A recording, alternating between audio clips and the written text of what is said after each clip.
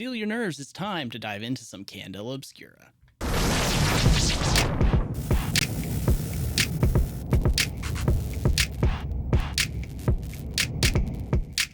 Welcome, everyone, to another episode of Bards and Barrels. I'm Phil Boone. And I'm Ross Struess. Today, we kick off our deep dive into Darrington Press's horror system, Candela Obscura. Yeah, this is part of a 10-part series that we're doing of videos and podcasts that you won't want to miss, so be sure to smash that like and subscribe button. And Phil, how are you feeling about Candela? I am excited, anxious. It's going to be good. You're literally all the things that Candela is supposed to be. Are you feeling a little tense? Yeah, a little bit. Like rereading through some of that material, I'm like, okay, yeah. It's been a little while since we played, but I'm excited for it.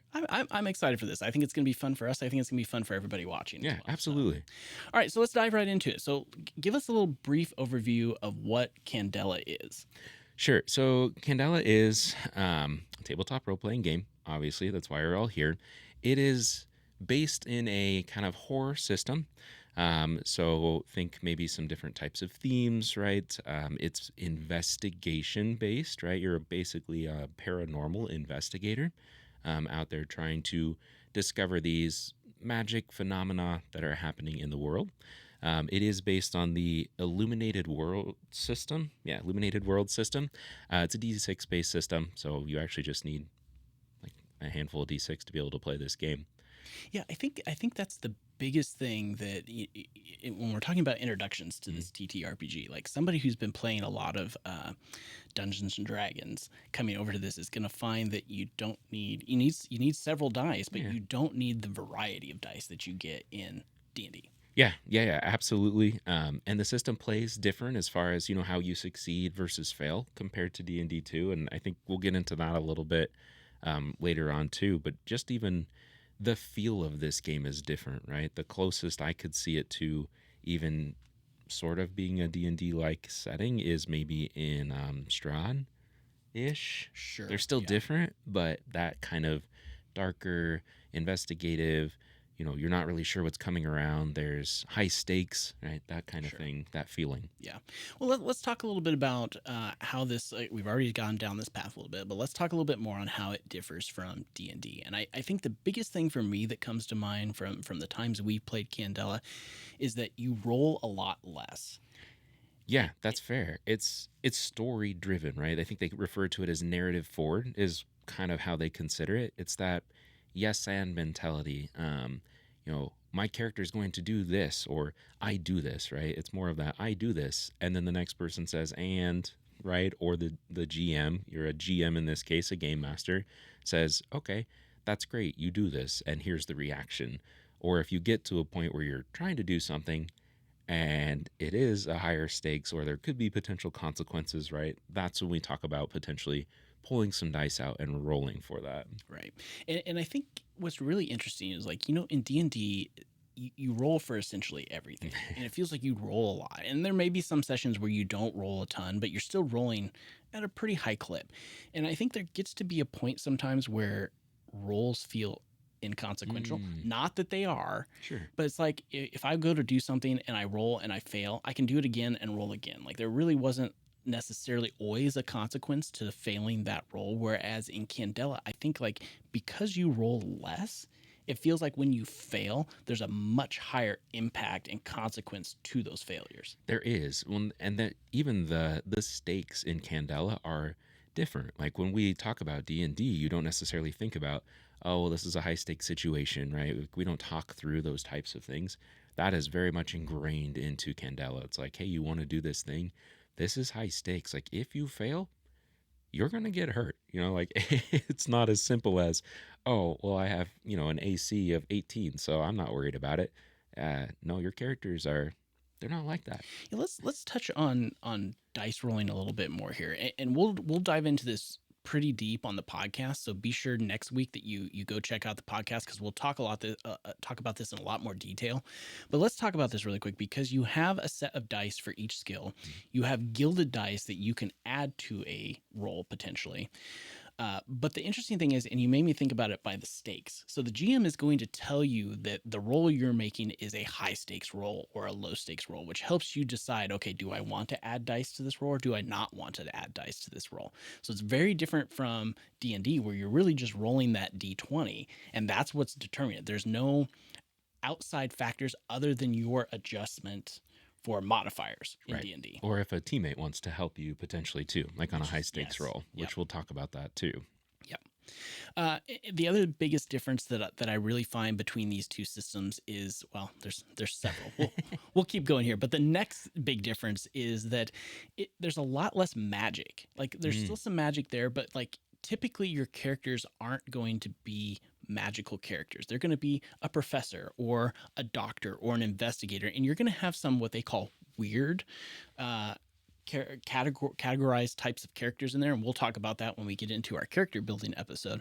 But they're going to be the magic users, like potentially they're like occultists or something. You know, it could be yeah. just about anything. And, like magic is kind of rare, right, in this setting too. And it is a phenomena. So your NPCs, your everyday people in this world don't believe in magic in that aspect. They think of magicians as far as like parlor tricks, right? And things like that.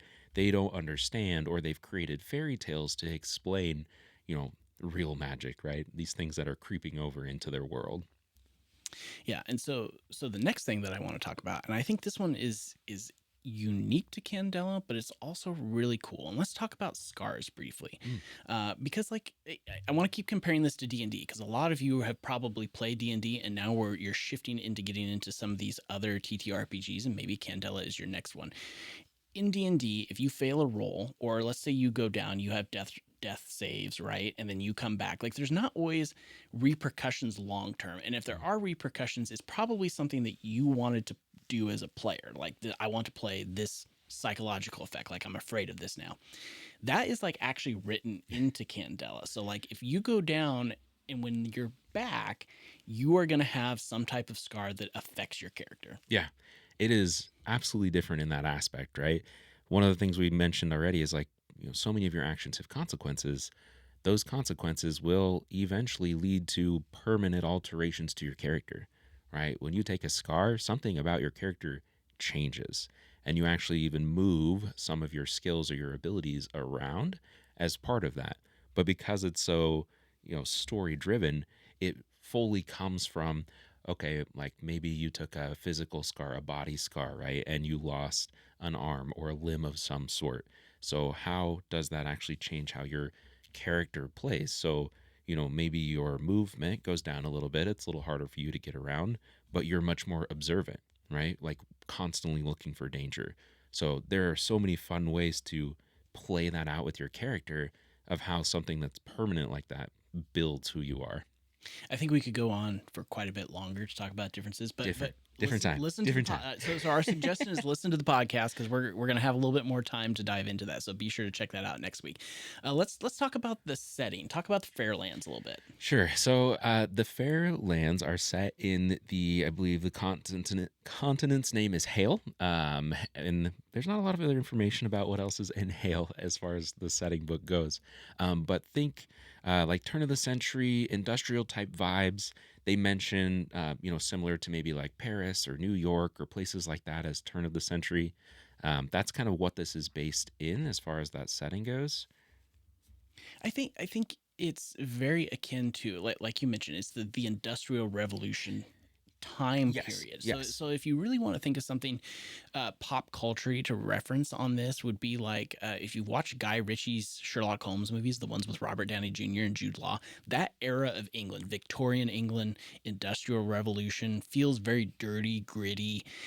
That's what I think of when we've played this before. That makes a lot of sense. I just was thinking through too. So a lot of this takes place in, a specific city in the Fairlands, and that city is kind of turn of the century, this industrial era, but hidden underneath that in Old Fair, right, is this old like alchemical type of city that had existed beforehand. So you kind of have that juxtaposition between the, old alchemical and then the new science based and how those things kind of compete with one another. I think it mentions too, it's like the transition between like art decor into art nouveau or vice versa. I might have those switched, but kind of just that change, right? Like all of this change is happening, these mystical things are happening, and you have to go out and investigate. Yeah, I think it really is a great setting for, and you mentioned this a little bit. It's like where science and magic and the unknown and this like very fluid changing world all come together. So Yeah. it's very reminiscent. I think what's interesting is like D&D, like to go back to comparing to D&D here, D&D is very much a fantasy setting. So where, you're thinking like Lord of the Rings, stuff like that. Whereas this is much more akin to the world we live in a lot of ways. Yeah. So it's almost easier to relate to me. Oh, for sure. So the thing about Candela too, right, is they base this in the Fairlands, but there's no reason that you couldn't lift this and place it right, like in your country at that time. Sure. Yeah. Absolutely could. So let's talk a little bit about who this game is for, Phil.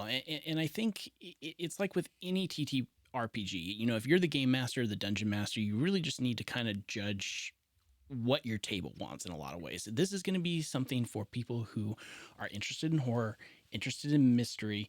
How deep you want to go into those things is going to be determined by your players in a lot of ways. Yeah, I completely agree with that.